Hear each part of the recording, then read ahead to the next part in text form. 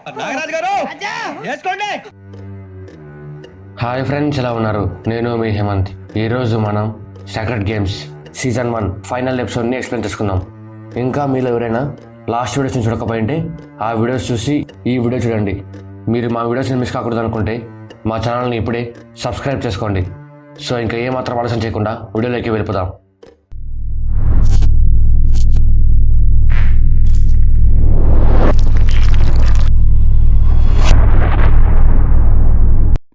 Episode 8 Yayati. Title meaning ఏంటి అన్నది లాస్ట్లో ఎక్స్ప్లెయిన్ చేసుకుందాం. స్టోరీలోకి వెళ్ళే ముందు ఈ ఎపిసోడ్లో ఉండే క్యారెక్టర్స్ గురించి తెలుసుకుందాం. Inspector Sartaj father Dilbag Singh, inspector Majid, DCP Parulkar, Ganesh, actors Zoya, Guruji, Muthu, Trivedi, home minister Bipin. ఇంకా స్టోరీ విషయానికి వస్తే ఇన్స్పెక్టర్ మజీద్ కానిస్టేబుల్ అంజలి త్రివేది ఇంట్లోకి వెళ్ళడం చూసి మజీద్కి ఫోన్ చేసి చెప్తాడు. కానీ మజీద్ అక్కడికి వచ్చేసరికి మాల్కమ్ అంజలిని చంపి వెళ్ళిపోయి ఉంటాడు. మజీద్ ఈ విషయం సర్తాజ్కి చెప్పడానికి ఫోన్ చేస్తాడు. కానీ సర్తాజ్ ఫోన్ లిఫ్ట్ చేయడు. మజీద్ కానిస్టేబుల్ మాల్కమ్ని చూసింటాడు. పరుల్కర్కి మాల్కమ్ ఎక్కడ ఉన్నాడో తెలుసు. అందుకు మాల్కమ్ని పట్టుకోవడానికి టీంతో బయలుదేరతాడు. ట్రైన్ ఆగిన తర్వాత అంతా గూడ్స్ని అన్లోడింగ్ చేస్తూ ఉంటారు. సర్తాజ్ ఆ గూడ్స్ ఏంటో తెలుసుకోవాలి అని ట్రై చేస్తాడు. కానీ అక్కడ పనిచేసే వాళ్ళకి దొరికిపోతాడు. ఆ డెన్ ఎవరిది అంటే మాల్కమ్ది. మాల్కమ్ సర్తాజ్ని కట్టేసి తన ఎడమ చేతి బటనవేల్ని కట్ చేస్తాడు. తర్వాత మాల్కమ్ సర్తాజ్ని చంపడానికి ట్రై చేస్తున్నప్పుడు పరుల్కర్ తన టీంతో వచ్చి మొత్తం మాల్కమ్ ప్లేస్ని తన కంట్రోల్లోకి తెచ్చుకుంటాడు. మాల్కమ్ తన మనుషులతో పోలీసుల మీద దాడి చేయమని ఎవరికో ఫోన్ చేసి పోలీసులు నన్ను కనిపెట్టారు, నేను ఇక్కడి నుంచి బయలుదేరుతున్నాను అంటాడు. మాల్కమ్ పారిపోతుంటే సర్తాజ్ కట్లు విప్పుకొని గొడ్డలతో మాల్కమ్ మీద దాడి చేస్తాడు. కానీ మాల్కమ్ సర్తాజ్ని కొట్టి పారిపోతాడు. ఆ డెన్ మొత్తం బాక్సులే ఉంటాయి. సర్తాజ్ ఆ బాక్సులో ఏముంది అని చూస్తే మొత్తం AK-47 గన్స్ ఉంటాయి. అలాంటివి కొన్ని వేల బాక్సులు ఉంటాయి. పోలీసులు మాల్కమ్ మనుషులందరినీ చంపి సర్తాజ్ దగ్గరికి వచ్చి గన్స్ అన్ని సీజ్ చేస్తారు. గణేష్ని సబ్ జైల్లో వేసింటారు.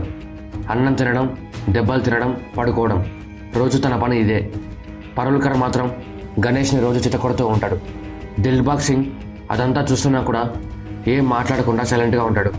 గణేష్కి వీళ్ళు నన్ను జైల్లోనే చంపేస్తారని అర్థమైపోతుంది. ఇలాంటి టైంలో గణేష్కి తన పాత ఫ్రెండ్ ముత్తు జైల్లోనే కనిపిస్తాడు. ముత్తు దొంగతనం కేసులో జైలుకి వచ్చింటాడు. గణేష్ ముత్తుని కలిసినందుకు చాలా హ్యాపీగా ఫీల్ అవుతాడు. గణేష్ ఇదంతా పరుల్కర్ ఈసా ఇద్దరు కలిసి చేస్తున్నారు అనుకుంటాడు.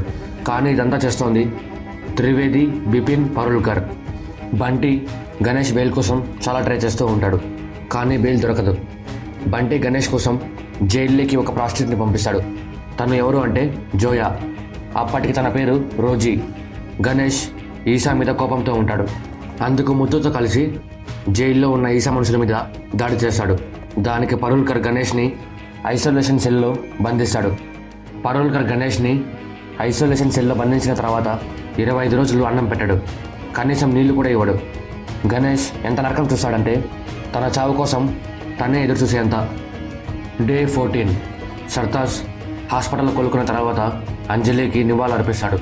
వెపన్స్ ట్రాన్స్పోర్టింగ్కి హోమ్ మినిస్టర్ బిపిన్కి సంబంధం ఉంది అని పోలీసులు బిపిన్ని ఎంక్వైరీ చేస్తారు. కానీ బిపిన్ సరిగ్గా సమాధానం చెప్పకుండా నాకు త్రివేది ఎవరో తెలియదు అంటాడు. పరుల్కర్ ఇప్పుడు బిపిన్కి యాంటీగా మారింటాడు. అంటే తను ఏమి మంచిగా మారింటాడు. బిపిన్ తను చేసే పనిలో నన్ను కలుపుకోకుండా పెద్ద మొత్తంలో ప్లాన్ చేస్తున్నాడు అని కోపం. బిపిన్ త్రివేది ఎవరో తెలియదు అనగానే పరుల్కర్ బిపిన్కి త్రివేదికి పరిచయం ఉన్నట్టు ప్రూఫ్ చూపిస్తాడు. అప్పుడు బిపిన్ ఈ దేశం ప్రమాదంలో ఉంది, వార్ జరిగితే మన దేశాన్ని కాపాడుకోవడానికి ఈ వెపన్స్ అని చెప్తాడు. పోలీసులు ఏంటి ఆ ప్రమాదం అని అడుగుతారు. బిపిన్ దానికి ఏం సమాధానం చెప్పకుండా వెళ్ళిపోతాడు. సర్తాజ్కి ఇంతవరకు వాళ్ళ నాన్నకి త్రివేదికి మధ్య ఎలా పరిచయం ఏర్పడింది అని ఇంతవరకు తెలిసిండదు. డే 13 సర్తాజ్ వాళ్ళ అమ్మ సర్తాజ్ని చూసుకోవడానికి ఇంటికి వస్తుంది. సర్తాజ్ గణేష్ గురించి ఏమైనా అమ్మకు తెలిసింటుంది అని గణేష్ గురించి వాళ్ళ అమ్మని అడుగుతాడు. అప్పుడు తను దిల్బాగ్ సింగ్కి గణేష్కి ఎలా పరిచయం అయ్యింది అని చెప్తుంది.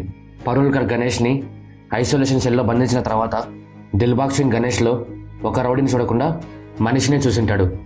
రోజు తన క్యారేజ్ని తీసుకొని వెళ్ళి గణేష్కి ఇచ్చేవాడు.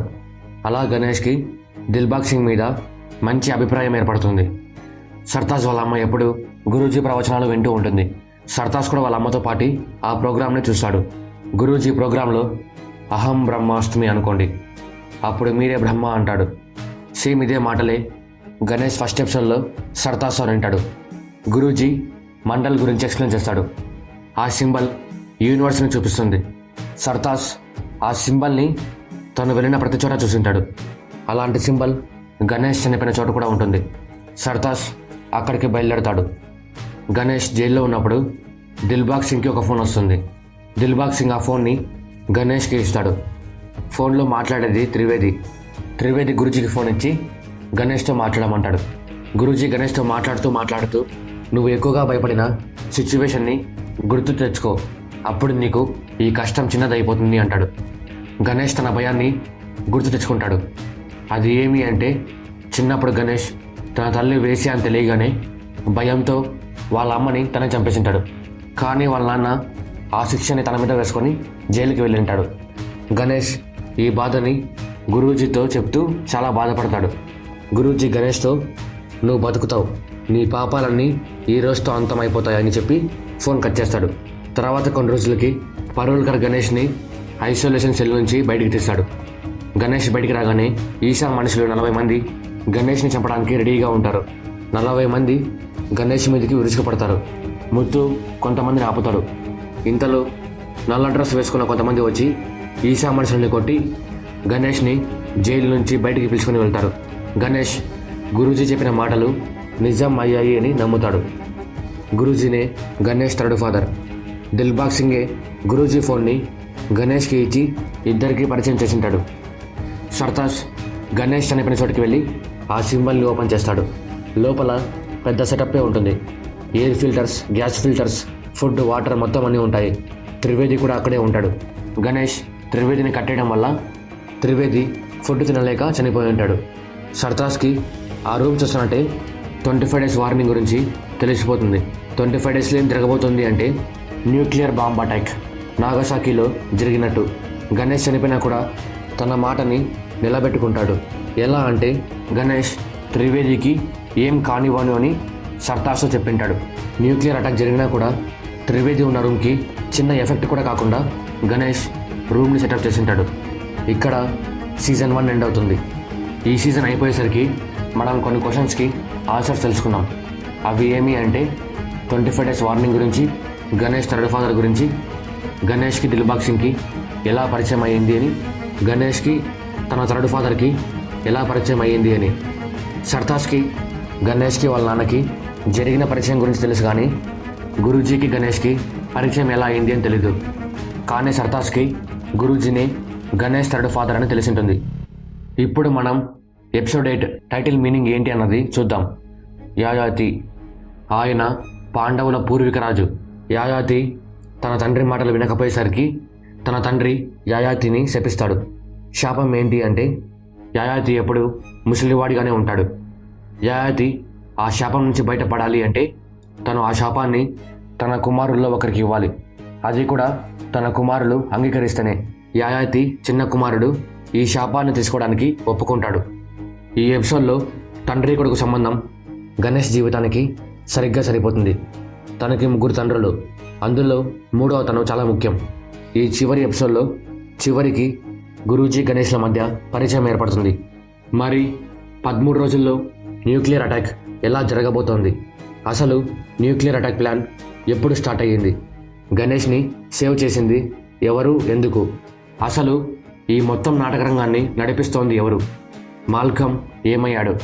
ఇలాంటి ఎన్నో ప్రశ్నలకి సమాధానాలు సీజన్ 2లో తెలుసుకుందాం. మరి మీకు సీజన్ 2 ఎక్స్ప్లెనేషన్ కావాలి అంటే కామెంట్స్లో #SG సీజన్ 2 అని కామెంట్ చేయండి. ఎన్ని కామెంట్స్ వస్తే అంత త్వరగా ఎక్స్ప్లెయిన్ చేయడానికి ట్రై చేస్తాను. అలాగే మీకు ఎవరైనా లైక్ చేయండి, మీ ఫ్రెండ్స్ అండ్ ఫ్యామిలీతో షేర్ చేయండి. సబ్స్క్రైబ్ చేసుకోవడం మాత్రం మర్చిపోకండి. మరో వీడియోతో మళ్ళీ కలుద్దాం. అంతవరకు బాయ్.